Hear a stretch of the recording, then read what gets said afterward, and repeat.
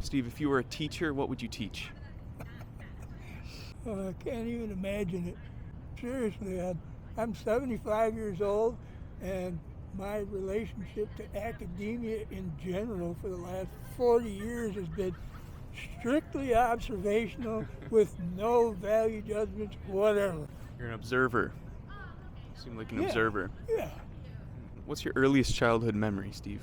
My father built his own house in 1950 when I was 3 years old. And we were allowed by the inspector to move in. You know, it was kind of like, well, if it's all right with your wife and kids, you know, you can go ahead and move in. It's my earliest memory, but then I'm thinking like, no, maybe I'm just picturing because my mother told me about it later. There was a tornado that went through the Flint area. My father's family came from that area.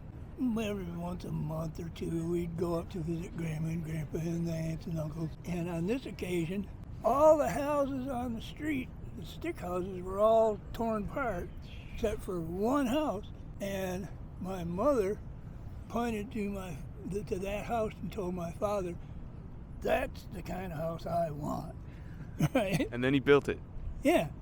Does your family still own that house?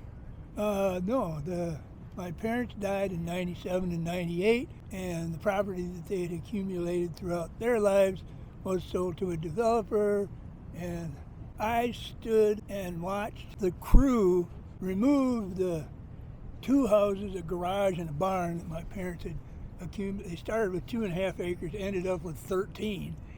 And no, this was in Ann Arbor Township, and that's where I grew up when it was all from Broadway Hill, which wasn't even North Campus then when we moved in.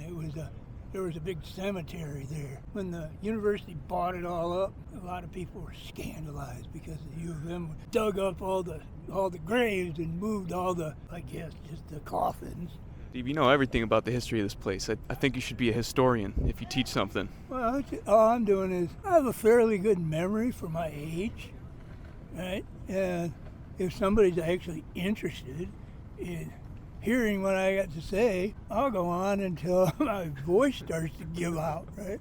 I remember when I was young, we learned that don't ever ask an old person how you're doing, because they're likely to start telling you.